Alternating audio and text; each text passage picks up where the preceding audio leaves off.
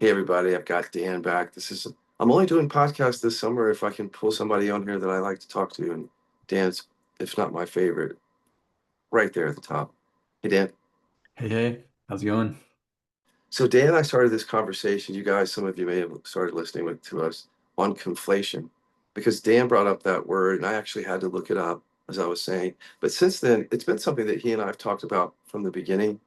But I think we find words that like that encapsulates so much actually that it's become this topic that we can't quite put the lid on until we get it all out, I think is what it is. So because these are things that we know. Dan and I, when I owned treatment centers, he was right there.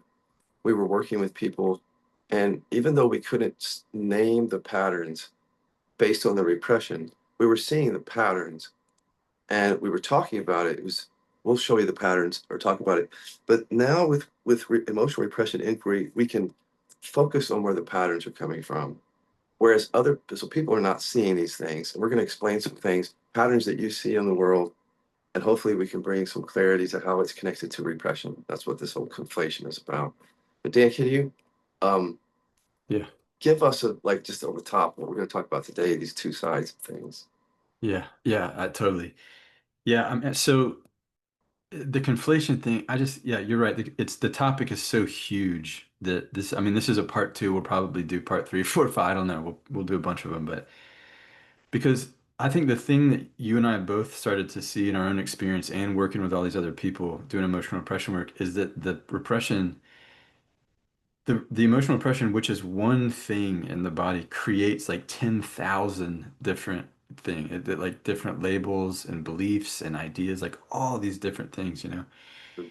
And so it's almost like every video we do, every podcast we do, ultimately is actually we're talking about conflation, So today, today we're going to focus on hurt repression. We're going to start with hurt repression and how hurt and vulnerability repressors uh, do this very specific type of conflation, and then we're going to move on and talk about how anger repressors do it. And if I were to boil it down, I would say this: the hurt repression um, manifests as fake strength and fake honesty, and the repression manifests as fake love and fake vulnerability. So that's the setup, right? Yeah. Good. Perfect. Okay, so also conflation is just the idea of bringing two things together inappropriately. Like when we first did this podcast, I think an example we gave is if we say we're being fully human, that might be an excuse to ignore certain patterns that we have. So just bringing these two things together, and that's what we're gonna talk about today.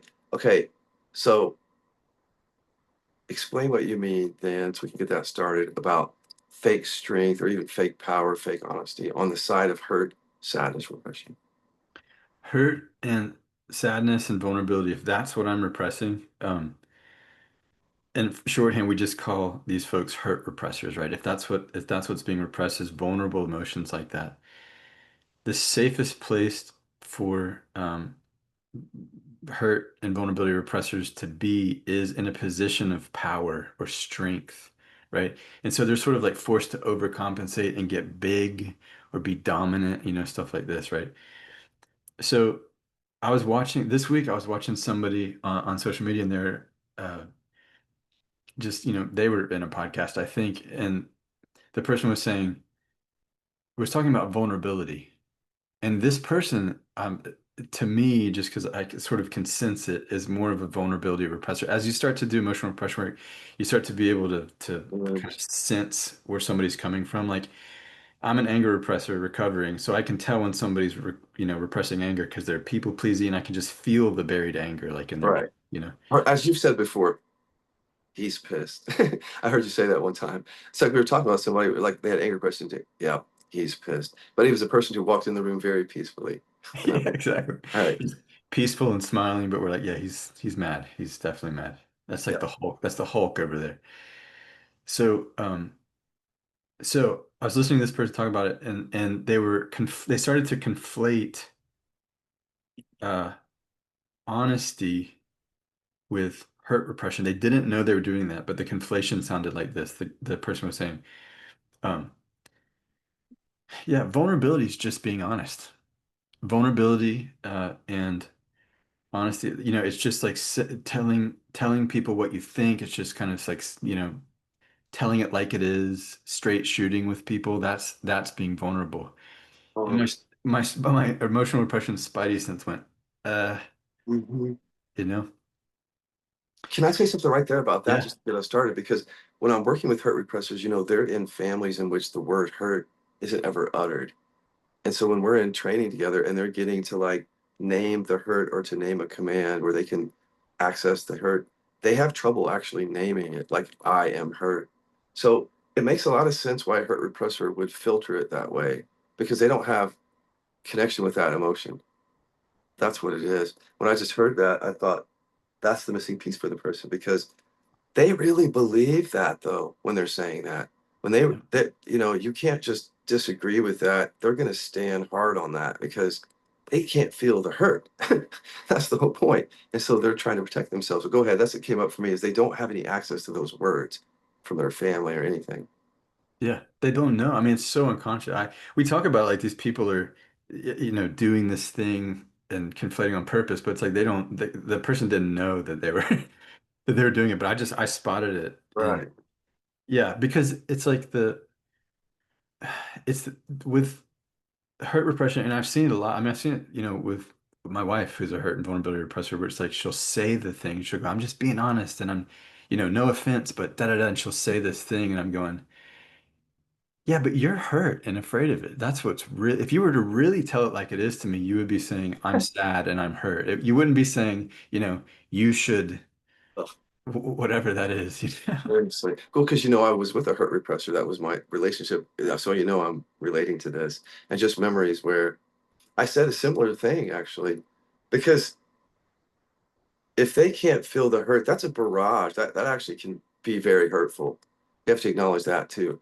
Because like with my hurt repressing partner, he could get really angry and to try to explain to him that he was hurt in the moment of him trying to tell me something, it's like trying to stop a train, with my hand or something. Anyway, go ahead. Yeah, no, totally. I mean, that's been my experience too with her. And it's funny because now that she's doing the work some, and so she'll catch it quicker now. She'll go, wait a minute, you know.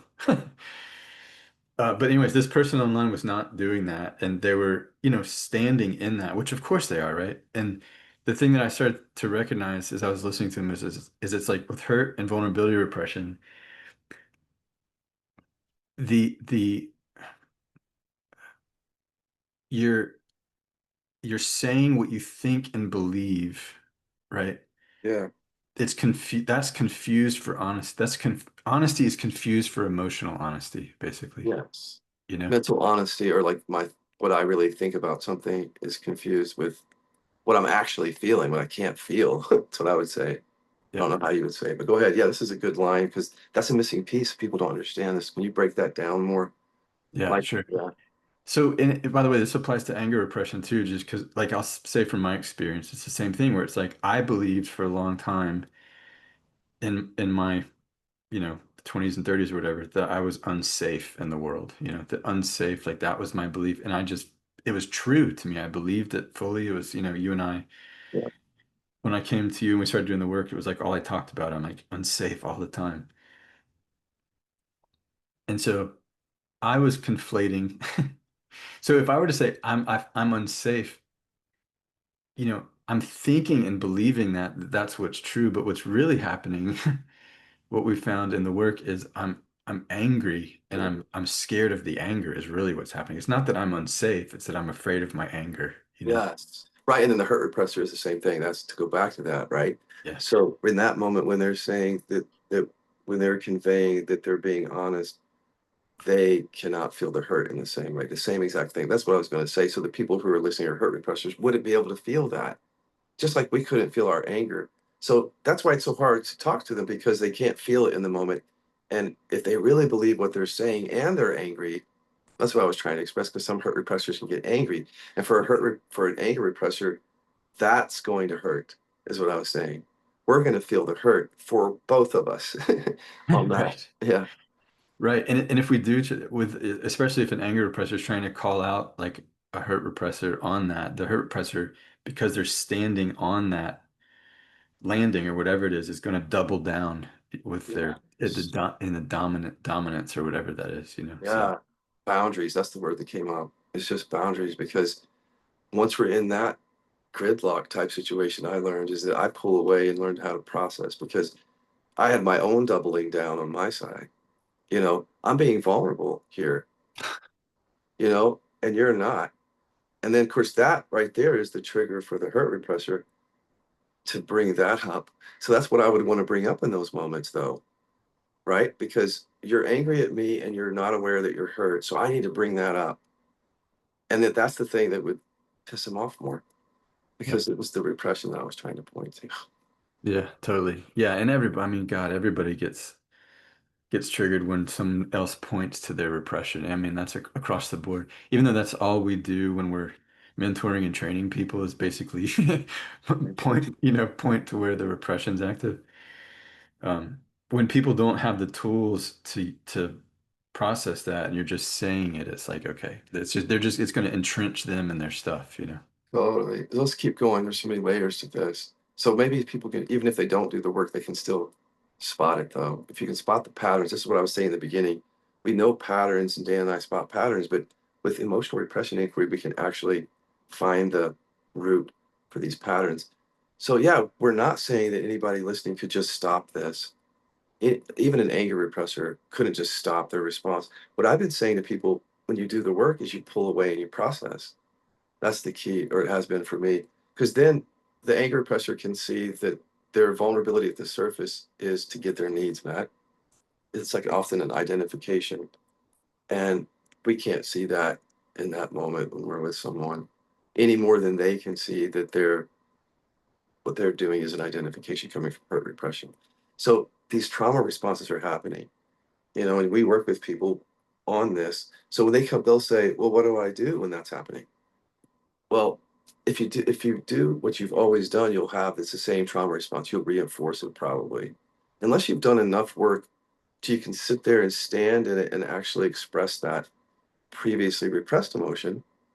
If an anger repressor could have boundaries or speak up or do something different in that moment when a hurt repressor is doing that, that could change the dynamic. But mostly it's shut down, freeze, flee again, back to trying to repair it, or what are the other trauma responses there for the anger repressor? Yep. Yep. Totally. Yeah, I know. I think I was going to say when you're in it in the moment, it's like people say, well, what do I do? It's like, well, you just whatever happens, happens. Like if you're repressing anger and you're in the moment, you don't know it, you're just going to keep repressing anger and pretending to be vulnerable. And I say pretending to be vulnerable. It's a compulsive pretending. It's like you're forced into fake vulnerability. Mhm.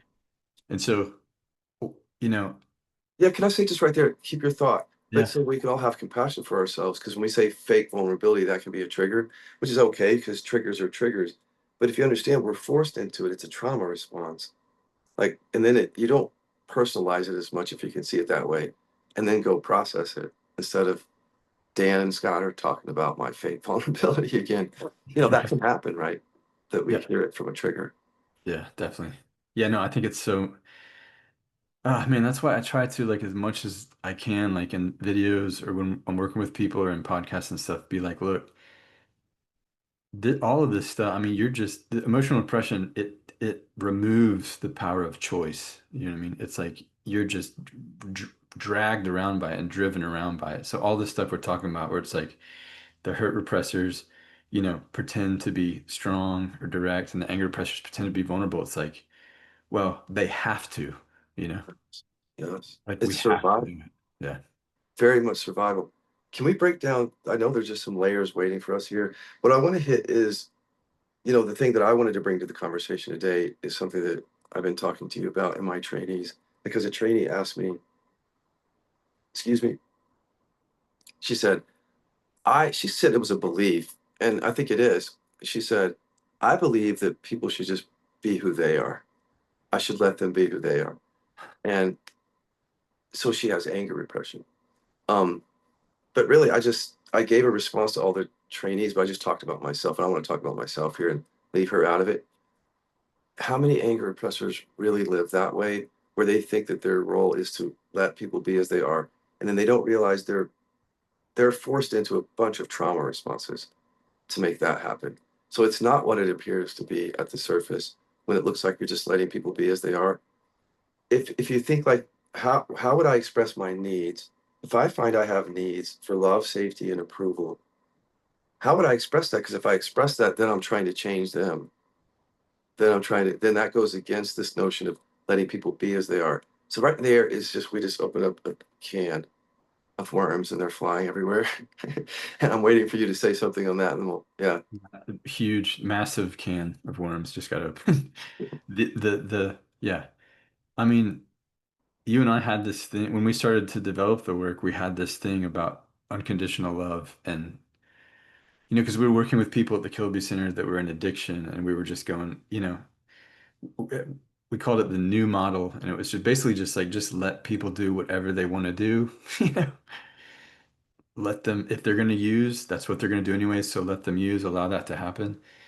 And, it's funny because there is wisdom in that. There's wisdom in that, but when what you're talking about, when it's coming from anger repression and we're doing that like at the expense of ourselves and we're letting people be whoever they want to be and having no agenda. Remember that was the big term that they used in the old community was just don't have any agenda with people, Yes. Yeah. you know. While we have a lot of agenda, is the point. Yeah.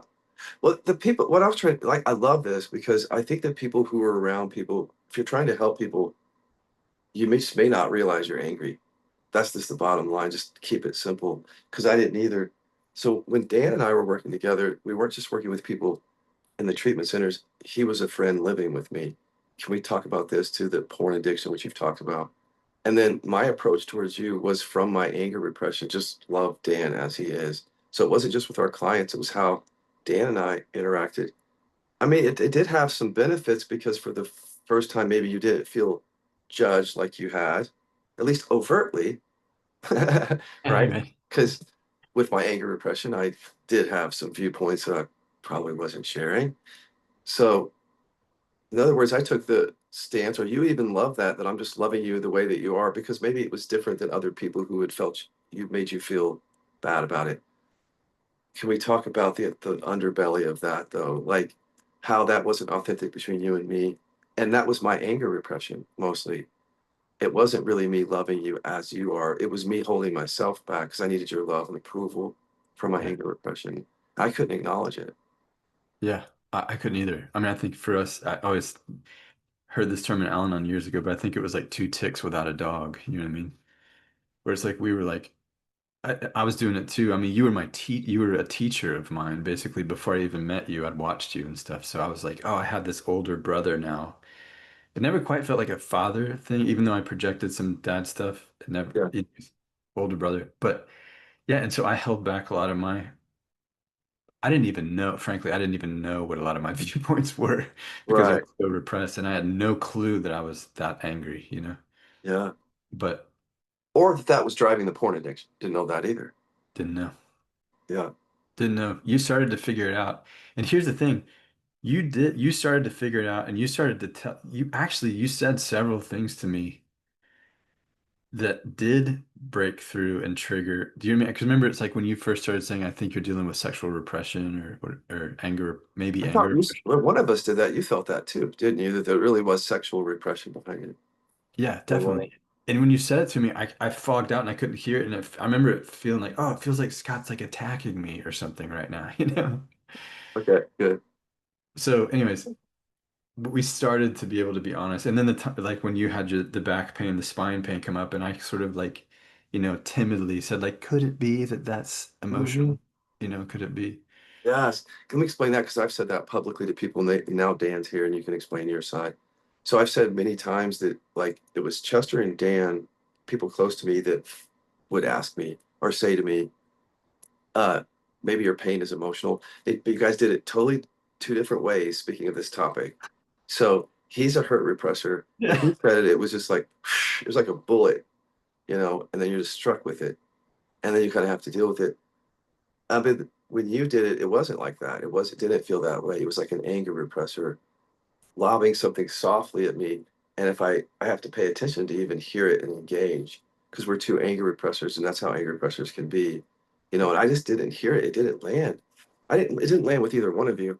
It wasn't about your approach, it was about my repression. But I wanted people to hear that because we're talking on social media and trying to help people see this. And just like that right there, when you hear someone say, if we were to say it nicely or directly, the truth is you'd protect yourself in either way, mostly. That's what I've learned.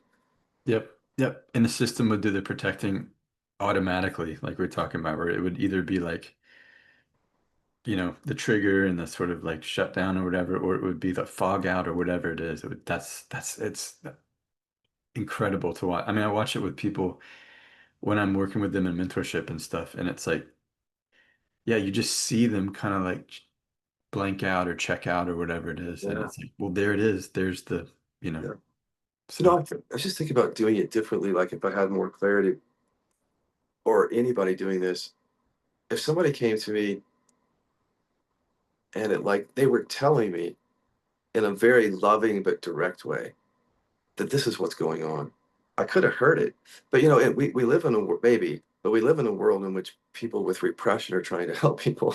So it's like the way things are delivered, you know, and even me, the way I deliver things is so important. But this work, I think, gives us an opportunity to like, I don't know, actually bring things up, but not from the trauma eventually. That's what I mean. Like actually be able to speak to each other.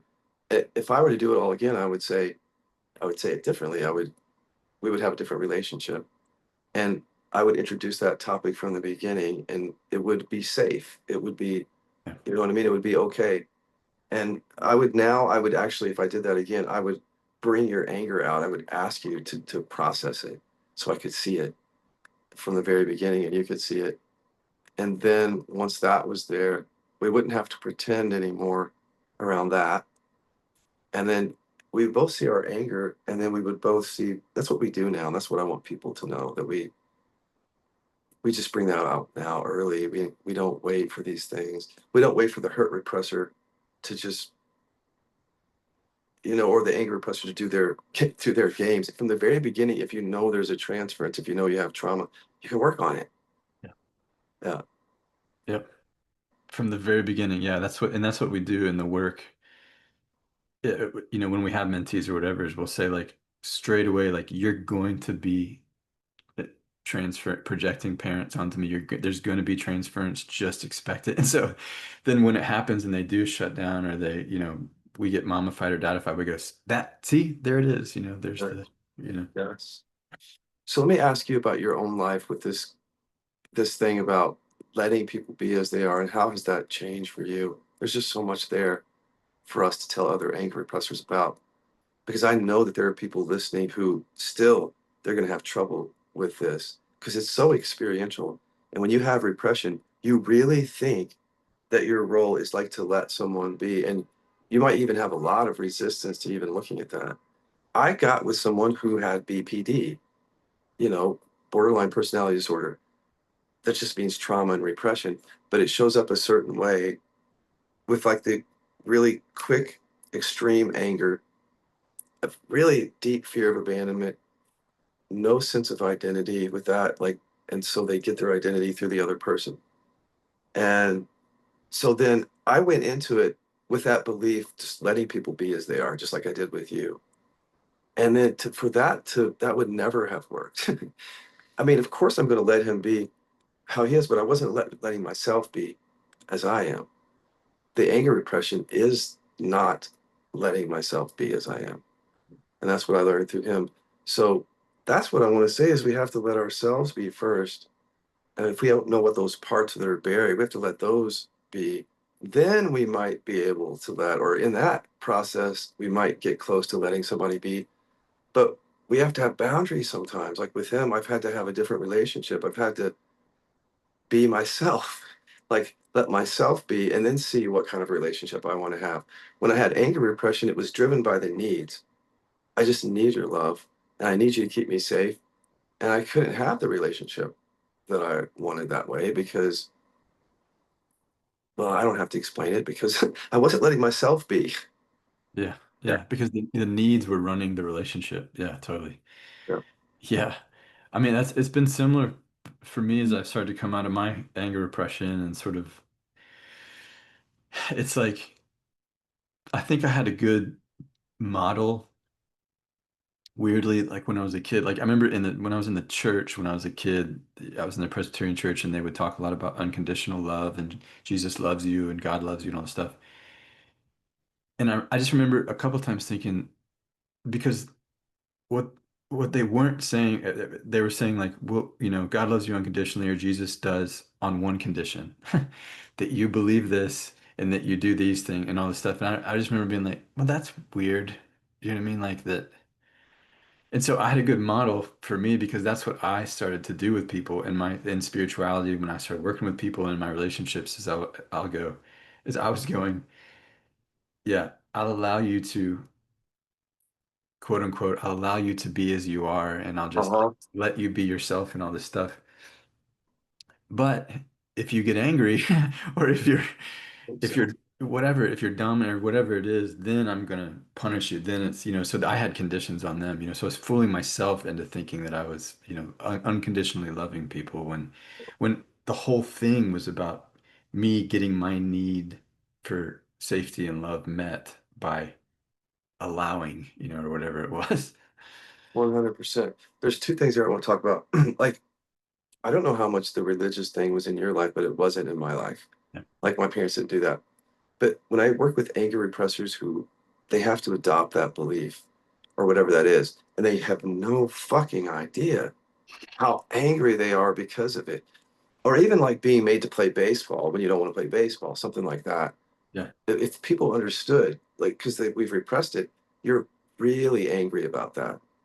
And do you want to say anything about that? Just like adopting a belief without being able to question it. We talk about questions and asking questions, like not can't question it. So now I've Yeah. adopted the belief, which is from anger repression in large part because I can't question it. And then I'm going to live my life like that, with other people. So anything Yeah. else? I mean, so you learn it in the family, and then you learn it in the church, and then you learn it in, like for me, I learned it in 12 step and all this stuff where it just transfers to the next thing, and it's like yeah, I remember in my 30s feeling like I'm not living my life. Why does it feel like I'm not living my life? Like what is this, And that's what it is it's like you adopt the belief and then it has a hold of you and it keeps you repressed and then you're like I said earlier, it runs the show. Totally. And then so from there, if you can just visualize anybody listening, if you adopt that belief, can you explain again? This is the thing I think that anger oppressors can't see around this is the conditionality of it. When they think they're being unconditional, that's what we have to get over. This anger part. Um, because every relationship is conditional in that way, as you said. I have the same thing. If you're, I'll love you as you are as long as this doesn't happen. If this happens, then I have to disconnect or quietly punish you, something. That's the condition that we don't see right there as anger repressors. If you do something I don't like, then I'm gonna get pissed, but I'm not gonna show you. Right. Right. I'm going to be silent and punish you. I'm going to punish you by not bringing this up. Yeah. That's what I used to do. I want to punish you by, as if you're going to learn through my quietness exactly what's going on with me. Yeah. Oh, Also, that's but awesome. the need for safety, that's what I want to talk about there for anger repressors. If you can understand the control in that it's a demand, it's like a demand for safety in your environment, in your relationship, when you have something, but you don't express it to keep yourself safe. And yeah, anything else you want to say about that? Because we've seen the covert side of that. Yeah, here's what I can say is I just was talking to somebody last week that's a hurt repressor who was raised by an anger repressor. And because of that, what you just said, the way that the anger repressors treat the people that do get angry, who usually are hurt repressors openly, they can Yeah. get that this guy developed this identity of I'm always doing something wrong. I'm always hurting people. Anytime I do get angry or do get upset or whatever, I'm hurting people, you know? And so that's the kind of damage that we inflict on folks, you know what I mean? And I Mhm. don't like I don't even know that I'm doing it. I'm just sort of like, No, you know, no, we train people in our own way. It's like, you know what I mean? Like, in order to be in a relationship with an angry oppressor, you get trained, but it's never mentioned. It's a very unconscious thing. You're just not allowed to do certain things, and we're not going to own that either. We're not yeah, going to own the control of that. That's what's so difficult to be in a relationship with angry oppressor. Part of that is the demand that isn't acknowledged. And then as somebody who can express anger, that affects me now. See, it didn't affect me before that demand. I was part of that. I was on this side of the fence yeah, with that. And now being able to express anger, I feel that push or that control. yeah, yeah, me too, totally. I know, and it's gross. It grosses me out still, probably because I'm still working with it myself, with the anger repression. But yeah, it's funny. Recently, it switched over for me from being sort of more grossed out or more like by anger repressors to this thing with hurt repressors, where it feels like they're with the quote unquote honesty that they're practicing. You know, where I want to say you're you're being honest to avoid being emotionally honest. That's what's happening here. Do you know what I mean? Yeah. Like you're not actually being honest, you know? Talk about that more, Ken. Can you give me some examples? I know you've seen them. Like, you gave the example of the public figure earlier. Did you go into all that? And then maybe some personal relationships with hurt repressors so people can see that. And I will Yeah. too. Yeah. I think the hurt repressors are the ones I'm trying to think of the personal relationships that I've had, but they're the ones who say like I'm only saying this because I love you. You know what I mean? Or I'm only doing this. I'm just trying to be straight with you. I'm just trying, Yeah. you know? Well, I heard one say, I bring issues to the table, but the way that they do it is from the hurt repression, right? Yeah. Yeah. Yeah. Yeah. And so for me, I'm thinking there's one guy that I played music with for a long time when I was younger, and he would sort of he's definitely hurt vulnerability repressor, would get big and burst into rages and come at me for stuff that I could tell really was about his dad, you know, but I couldn't say anything at the time because I'm repressing anger, all this stuff. So one time he said to me, I'll never forget this too, because it really, I remember it triggered me because I always in high school could kind of play it cool, you know, and be like the cool kid and Yeah. nothing. Yeah. Yeah. But he said one thing to me where he said, "You're not who you make yourself out to be." And I was like, "Oh shit." Hmm. Like my whole system Yeah. went like somebody spotted me, you know, like the anger oppressor who's hiding got spotted. Hmm. And I didn't know it at the time, but I got really angry about that. And I've had to process this, you know, 20 years later or whatever. I had to Yeah. process it. Because you didn't feel the anger back then when it happened. No, You said you got angry, but you just know that in hindsight that you stored the anger. in hindsight, I stored it. Yeah. What did happen was I got really like I shut down in that moment, you know? Oh, And so, anyways, processed it now, you know, now in my 40s. And what the reason that it pissed me so off so much was I think because I felt that way about him. I felt like he wasn't who he made himself out to be, which was the big, you know, thr yes. threatening, whatever. I wanted to say, no, you're scared. You know what I mean? Right. Like you're scared and you're hurt and, Right. you know, whatever it was. So, Yeah. I had that moment too where my drummer, I don't know if it was your drummer, why is it always the drummer that brings it? But my drummer said something like, I can see that you're deeply insecure. Wait, no, he said, you yeah. are both egotistical and deeply insecure. I was like, holy shit. Nobody's ever told me the truth like that. And but I couldn't get angry just like you. And he was a hurt repressor. So I had the same thoughts about him. Like that's not vulnerable. That's not going to open anything up with us. Because I was felt defensive. But I just left an imprint. I can't forget that because it's one of those moments where somebody caught on to it. I didn't even know it, but one person caught me. Yeah. It's so easy to brush that away and not see its anger repression though on our side. Totally, totally.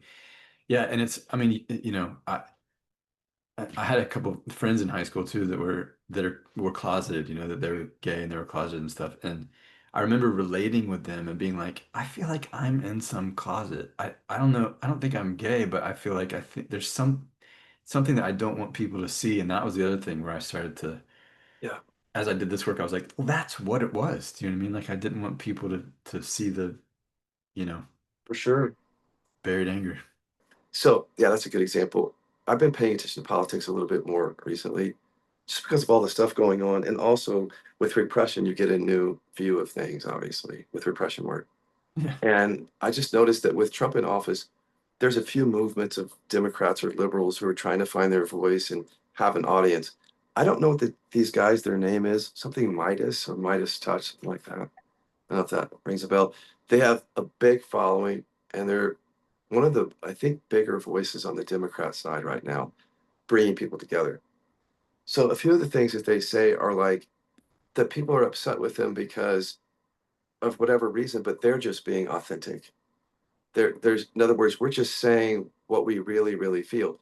Now, what they really, really feel is very kind of standardized liberal politics. They're always taking up for the, and I'm one of them, the gay guys or the gay girls or the minorities. But I want to say to them, that's a good cause. However, how much is coming from your, that vulnerability is coming from your buried anger and your dad issue. So I like the fact that you're fighting for my cause, but if you're coming from the trauma, it's not going to end up resolving this cause. It's going to bring division to it. So, but it's bigger than that. It's not about the gay thing. It's about how couching one's belief system and like being vulnerable or authentic, which is, I think, especially manipulative because now it's like there's nowhere to go. They're just being authentic. There's nothing to investigate. And therefore, that just keeps the anger buried on the liberal side to the extent that they're, and a lot of them are anger repressors. You can hear them talk, and they have all that same thing. Anything on politics you want to mention like that? Yeah. Yeah. No, I mean, so since I was raised pretty liberal, and so yeah, same thing where it's like I support a lot of the what they're talking about too. And so I sometimes on purpose will just go watch, you know, far right conservative stuff or like Christian nationalist stuff or whatever, Me too. just to trigger myself to see like okay, what's left, here that I can like process. And so I do that and I see a lot of them, it's the same type of thing where they're saying like, um, especially with the Christian nationalists, where it's like, um, they're saying something the other day about how the liberals, they don't have that, all truth is relative. But we know that God, Tell me like it is. yeah, Yeah. we know the absolute truth that God is this way, all this stuff. And we're telling Yeah. it like it is. And we're just being honest about all this stuff. And I'm sitting there going, no, you're scared and probably hurt and, maybe angry too. But that would be, it just, like you said, the couching in philosophy, it just gets to the Yeah. point where you just want to like grab people by the lapels and go, listen, you know? Yes. When Biden was still in office, and then, in December of 2024, we were talking about nuclear war there for a couple of weeks because Biden had done something and put us at risk. You remember that Yeah, period? dude. Yeah. And then Trump came in office. So as soon as Biden did that, I saw certain social media influencers, they just grabbed onto that and they started getting views with that. And they were really feeding the audience this idea that just be glad there's somebody here telling you how this really is because fake media and everything, just really on that. And there was nothing that could break through that wall.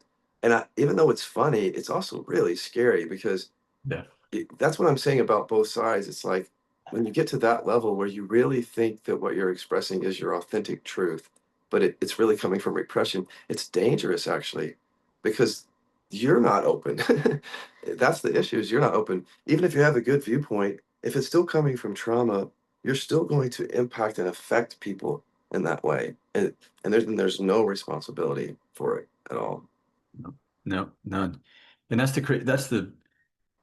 crazy thing is that it's like each person has, if they want to, if they get to a point where they've suffered enough to where they want to be accountable for themselves, they're the only ones that can hold themselves accountable. Like for me, I know like when I have stuff, I'll go and check, I'll call myself on stuff and I'll catch on to like what, Right.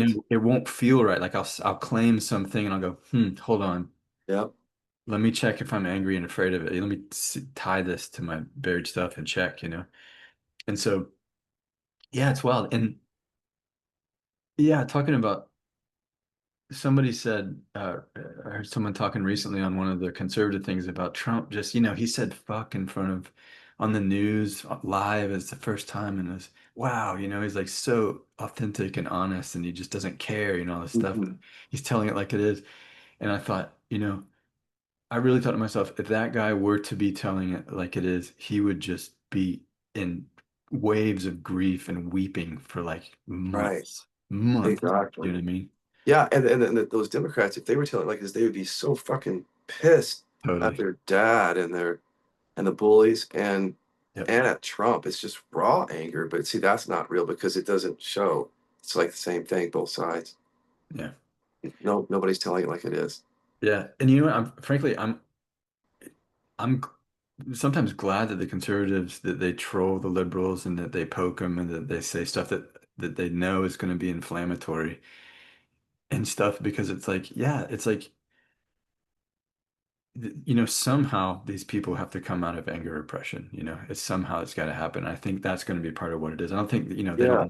they don't know that they're helping, but I do think the conservatives can sense, you know, in general that like I think Elon Musk said something about empathy is the biggest weakness so he said something about he was talking about how empathy is the problem. And I was going, that's so close. You're so close. Do you know what I mean? Like, but Yes. it's the anger, it's the fake empathy, but it's the anger underneath the fake empathy that you can Yeah. sense and that you're trying to point to there. It's not empathy itself. That's right. So everybody's landing like right above the repression, with their Yeah. viewpoints. And if they just go right down to the repression, it would all make much more sense. Like, because it's a good point that Elon has is that empathy is good, but when it's your entire, it's a divisive thing when it's your entire ego. But it's not about the empathy because we all have empathy and we want empathy, and empathy is good. Yep. It's not the empathy, but see, just landing there, it just distracts because it's really the anger repression. But on his side, there it is, right under. It's the probably hurt repression on his side. Thing. Yeah, that's what I'm thinking too. Yeah, definitely. Yeah. That's what he said. He said that the left weaponizes empathy. And I'm like, yeah, that's true because of the buried anger. Do you know what I mean? Like Right. that's the stuff. Yeah, and what his side or that side can weaponize the fake power, though the fake strength, the same thing. Uh, Yep. Yep. And they do. yeah, and then I was going to bring it to personal relationship because it's all playing out there, and then it's playing out in our relationships. And then it's interesting how, and well, I want to say one more thing about politics. I do agree that like pushing buttons is important, but it's also important to watch how people respond to it. Because if he says something like that, for somebody with anger repression on the liberal side, could easily just be defense, deny, attack back instead of actually investigate. That's the thing. It's like if he says your empathy is the problem, that should hurt. That should, if you were honest, that would fucking hurt you. But it also pisses you off. And that's the thing that people on that side, if they get the button push, might not, probably won't be interested in. That's why I want that what makes me feel so excited about introducing these tools to people on all sides or whatever is it's like, look, if you're a hurt repressor and you're triggered by empathy or weakness or whatever it is, here's some tools. Take a look at that. If you're an anger repressor who's triggered by dominance and whatever that Yeah. is, here's some tools you can use that. So just keep using it. But it's, you know, Yeah. I I don't know. It takes a lot of suffering, I guess, to get to the point where you want to become willing to use your triggers like that. That's what I was thinking when you were sharing is that the politics thing can be like it could just make suffering happen. And so even if people don't investigate it, if he says that about people and they don't look at the anger repression, then they have to suffer by believing what they believe and attack back. And then that thing is just going to, in some way, the suffering does either blow up. We hope it doesn't blow up into something really bad, but it can blow up and actually show you that you're creating it. That's what can happen if we are really open. But the point is until you're saying is until some people suffer enough, they might not. Because we're getting love and approval and safety out of all of it. That's what I was going to say. Even if it's a lot of suffering, to sit there and be attacking back and forth in politics. everybody's staying safe, getting love and approval, and that's connected to the repression. So why look at it in a way? You can see why we're not open to it sometimes. Yeah. Somebody said the other day that World War III, quote unquote, has already started just because there's so much of that, divisiveness and the Yeah. sides. And so yeah. And it's funny because I talk about this and people will be like, so you're like a centrist or something? I'm like, no, no, no. I'm like, the centrist, like, it's the same thing with the centrist. You know what I mean? Like, their view, it's like, it's not just the one party, the content of the views, it's that all views usually are underlaid by, very repressed emotions. Right. So that's what I've been saying about politics. If we go through that transformation, because right now we're concerned with who we are in that. Like I'm right over here and it's my party. But see, there's the issues that will remain once you take that out of that. So we still have to talk about climate change. We still have to talk about all these things. But once we get mom and dad out of it more, Yeah. right? Then we still have the issues to discuss. That's the good news is that might be able to do something different Maybe that could be our motto is get mom and dad out of the way. out of politics, right? Yeah, get mom and dad out of politics. Yeah. Well, I was going to say, let's say a little bit more about these personal patterns and personal relationships, if you can think of anything. Um, like fake power versus fake vulnerability. That was my whole relationship with my ex, in a way, the whole thing. And until I did this work. But the one day I remember, which I've shared before, is before I knew I was really angry, I would still go to like vulnerable emotions because it was a defense. And his anger scared me, just period. I know that now, and that's the reason I was going to vulnerability. It was a trauma response. And I actually was in his Jeep and we were driving, and I told you this story. Yeah. I forgot exactly what I said, but I was trying to make the point that trying to be vulnerable and you're not. And I felt like I was really true. That was really true in that moment. That's why I want to say it feels really true. Doesn't mean that it is, but it feels true. And luckily, because I had a hurt repressing partner, he just let me know you're being fake. Nobody had ever said that to me before. And I didn't agree with him at first, as you can imagine. But then when I went to anger repression inquiry, I saw I have to be vulnerable because I'm afraid of his anger and my anger. And it wasn't really true vulnerability. It was coming up to get my needs met. And that's what we mean by fake. It's not that it's not a real emotion. If it's there, it's there.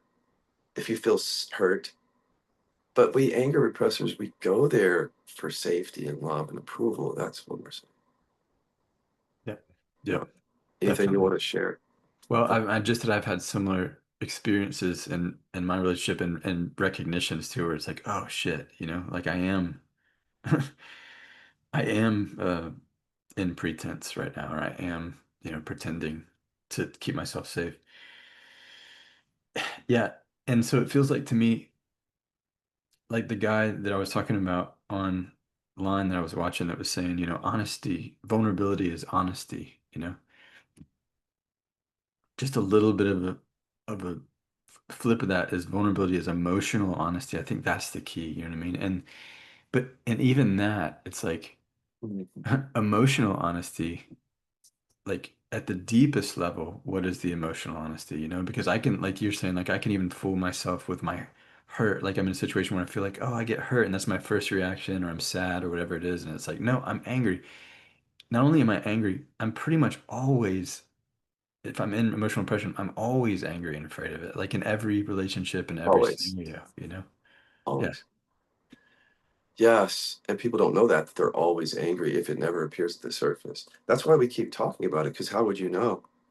Um, so I want to also talk about what's it been like for you to keep doing the work and having more access to all of it? Because for a while, when we're going through the anger repression work, we want the anger to be known and conscious. We don't want to hide it anymore. So I did all that. But when I came down to it, like I need the hurt. And when I've been in a relationship with somebody who literally couldn't feel the hurt, I realize how ill-equipped someone is to be in a relationship, not just with anger repression, but hurt repression. Because one of the reasons that I finally left is that I kept feeling the hurt, but I could also feel angry. And both of those were there. So that's why I've been trying to express that I need the hurt to know that this is hurting me, or that even that I'm doing part of it by staying in the relationship. Maybe I'm hurting me. In any event, I need that emotion. And I also need anger because I have to do something about it. And anger makes us powerless, even bringing it up. So I was able through the anger repression to say I'm hurt and angry. The anger repression work helped me find my voice for all the emotions, but also helped me realize that hurt, and I always knew this, but when you have anger repression, you really don't know the wisdom of hurt because you're using it to protect yourself. But when you can access anger, there's a wisdom in hurt.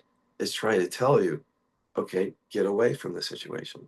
Have a different relationship with this person, whether it's professional or personal. You got to have that too. It's nice to have it all. Yeah. Mhm. Yeah. I mean, it's funny because I've been working more with finding more hurt and working with it a little bit more lately too. And I think yeah, I'll have to play with that in my own inquiry with the I need the hurt, but I do know that I need as I'm coming Well, out of just real quick, what I mean by it. need is that I need it just to help me make decisions. I need it for my own well-being. I don't know if you heard it that way. Yeah. Yeah, like practically, like I need it to, yeah, totally. Yeah. No, that's good. Yeah, I mean, and that's what as I've come out of anger repression more and more, then, part of the path that we talk about in KI is as you come out of the repression, then you start to work with the identification with whatever you're primarily repressing. So like an anger repressor would be identified with anger at a deeper level. They'd be like, Totally. I need to be angry. I have to be angry. Yes. And so that's where it feels like I've been and lately. And yeah, I see the wisdom. It's weird because it's like as I'm as I'm burning through the identification with anger and I'm going, I need to be angry, I need to be angry. And now it's more like, okay, I'm out of anger repression, which means I can be angry. Yeah.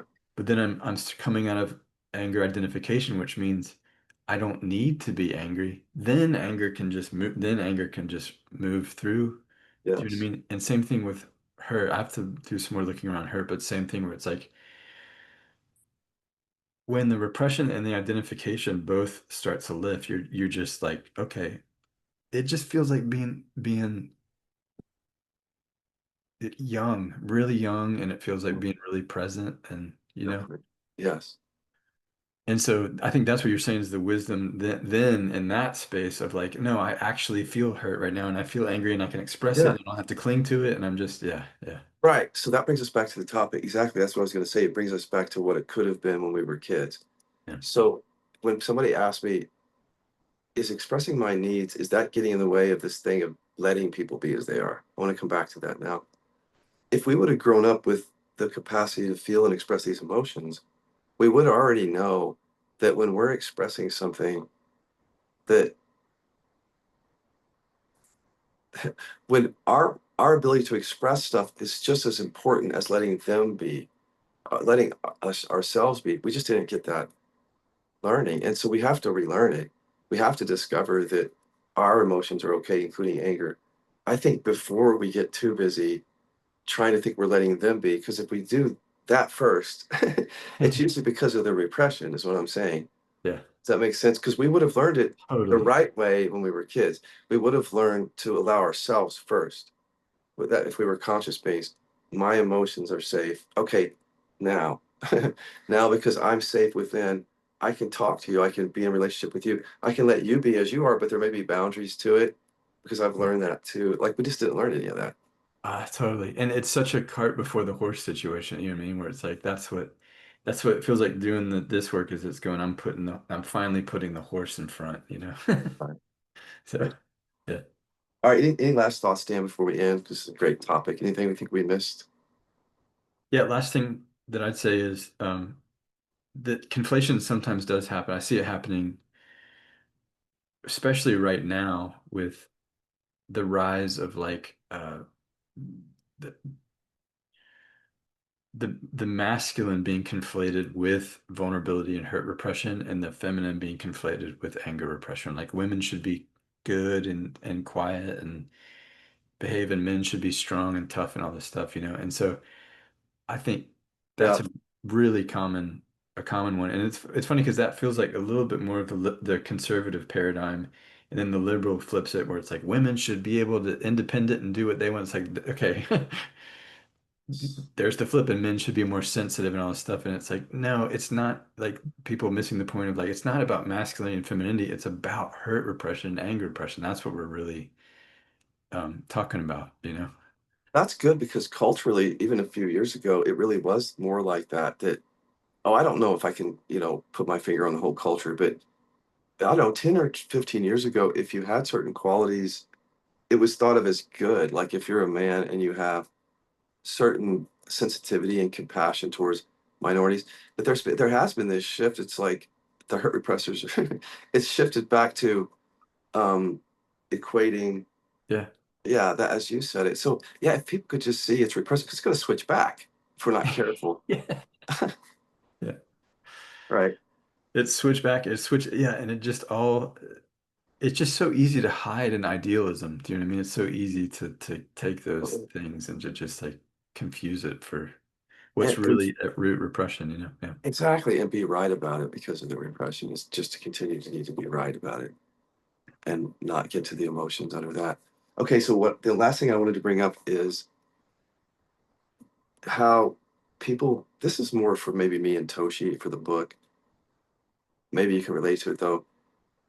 You were probably attracted to me and other teachers or things if we were the kinds of people who would let you allow people to be as they are. Especially if we were anger repressors and you were already repressing anger. If I talk that way or certain teachers, weren't you attracted to that because of your anger repression? Yeah, definitely. Yeah, no, I love that. Yeah, it was great. Because that's what I was already trying to do in my life was just, you know, it was the thing about I wanted people to treat me that way, so I'm going to treat everybody. I'm going to allow everybody to be as they are so that they'll allow me to be as I am. And no one did. But and I wasn't the whole time. I wasn't actually doing it, you know, Right. but So, yeah, go ahead. told myself I was, yeah. Well, so if you were attracted to me as a teacher, and then we did in fact trauma bond, we're a living example of me being an anger repressing teacher, you being attracted to that quality, and then we both had the same repression and we couldn't spot it together.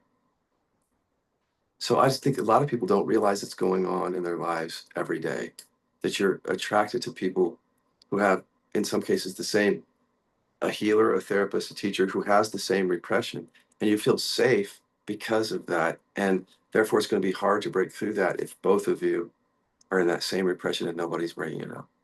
Yep, definitely.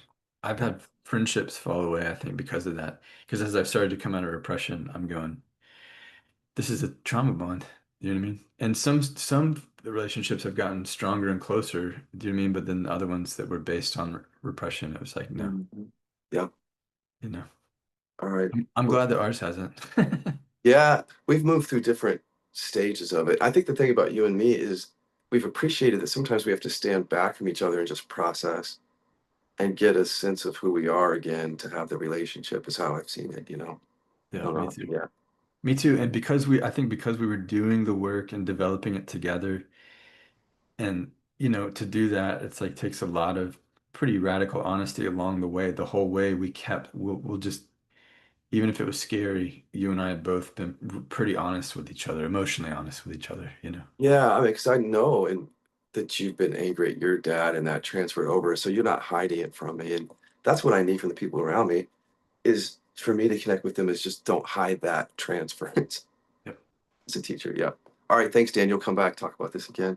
Yep, we'll do it. Tell people how they can reach you, work with you, all that.